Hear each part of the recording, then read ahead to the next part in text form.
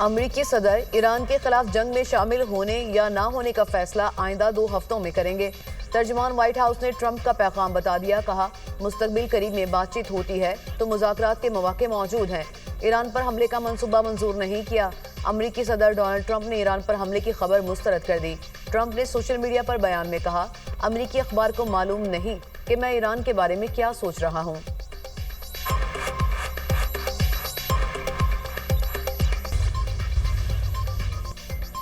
امریکی صدر ایران کے خلاف جنگ میں شامل ہونے یا نہ ہونے کا فیصلہ آئندہ 2 ہفتوں میں کریں گے۔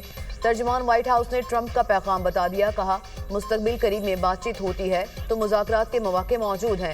ایران پر حملے کا منصوبہ منظور نہیں کیا۔